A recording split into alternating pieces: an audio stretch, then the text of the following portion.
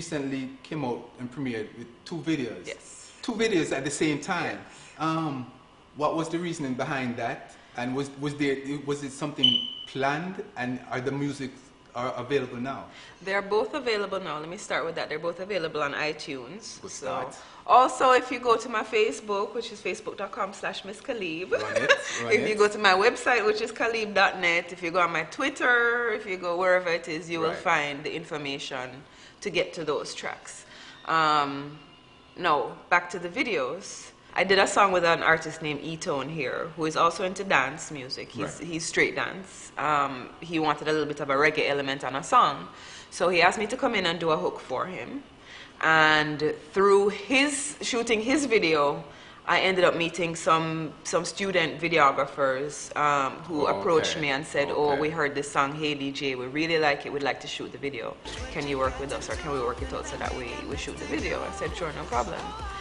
At the same time, I had already had in my mind plans of doing this thing. I was at home, you know, creative people are kind of crazy sometimes, and I'm listening to this song, Like a Star, Like a Star. I'm like, how do we promote this record? And I built this whole campaign in my head around this Irie Electrotonic, that when you drink it, you feel like a star. The Irie because I'm Jamaican, the Electro because we're dealing with electronic music. And so this whole thing came about in my head, what happens when you drink this thing and you get all kind of magical powers. And being an independent label, we didn't have the budget to do the whole fireworks and sparks and whatever. So we decided to do the whole thing, or I envisioned the whole thing and brought it down to scale so we could shoot it inside of our regular videographer's studio. So, so we just wanted to make it funny and make it something that people would want to share on their own, try and make it viral a little bit.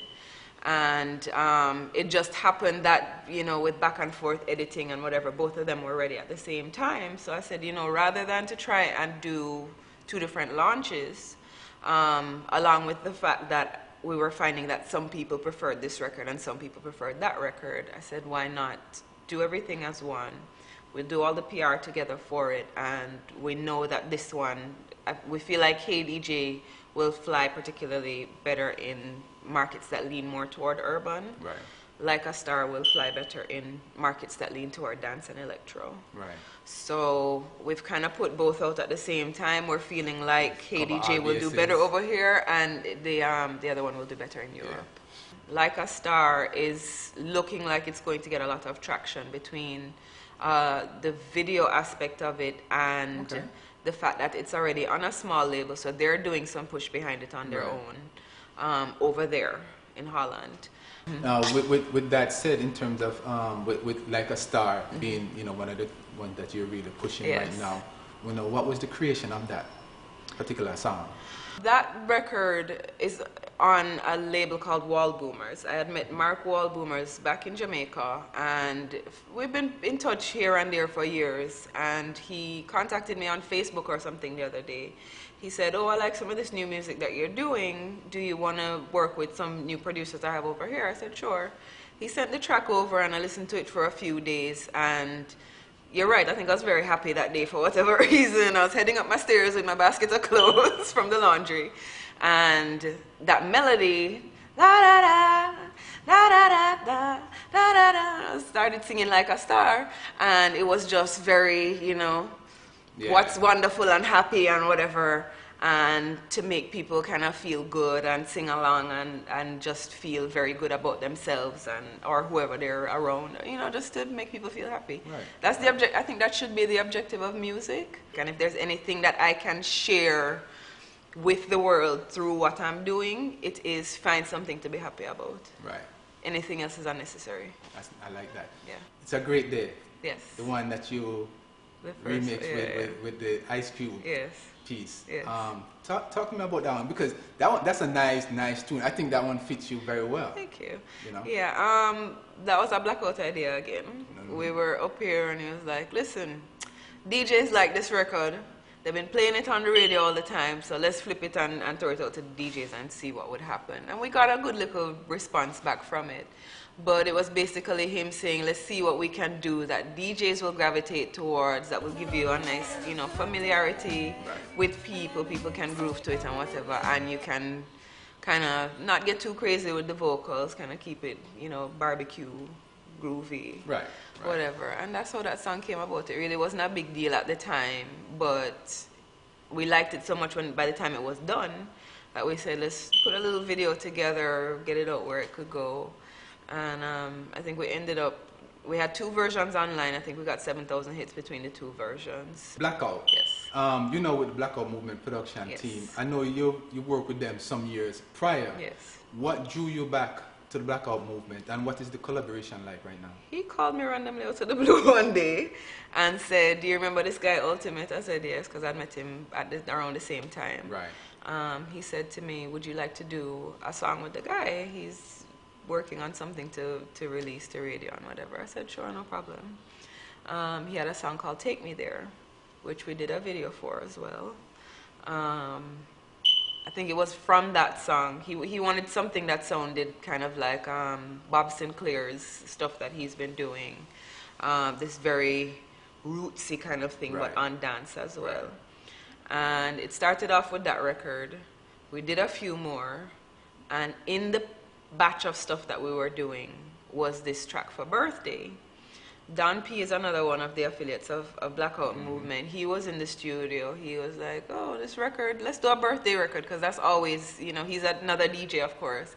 Like, yeah, birthday records would always work in the club. Right. So he said, you know, yeah, let's do it so that even, you know, whether it's your birthday or not, you're still going to party like it's your birthday. And so the melody came to me, and I was like, let's do the push up your hands in the air, you know, all that stuff. So he and I wrote the hook, and then Ultimate filled in the verses. And they threw it out to radio. Somebody in New Jersey, I think it was Party FM in New York or New Jersey or Long Island, picked up the record.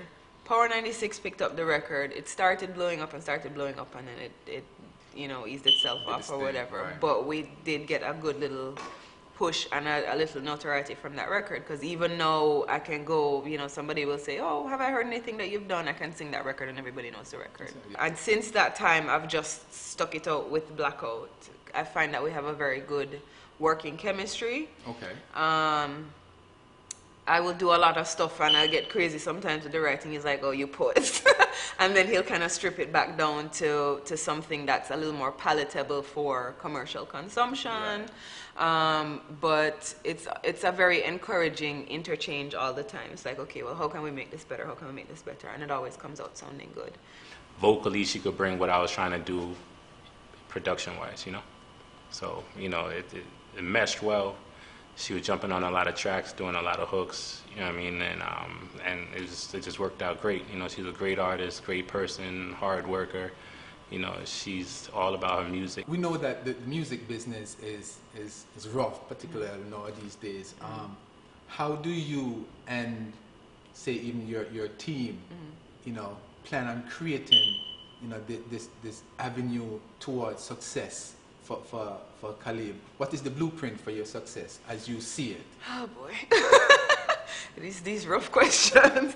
I think it's going to be pretty much one foot in front of the other at this point. I can't say that there is a grand blueprint that we know this is going to work and that is going to work. We've recorded several songs in this genre. We're finding that people, especially the media, are saying to us that yes, this is something they're interested in paying attention to.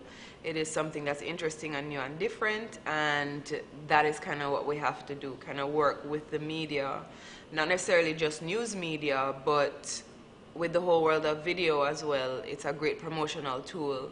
One of the outlets that we found is like video distribution companies who will work with VJs as well as record pools that will work with DJs. So people are hearing your stuff, seeing you, even if you're not physically there. And then, you know, it's really just trying to get people to hear about and know who you are. It's a lot of trudging. You've said before that, you know, you enjoy being an artist, Yes. but you're aspiring to be an industry. Explain that.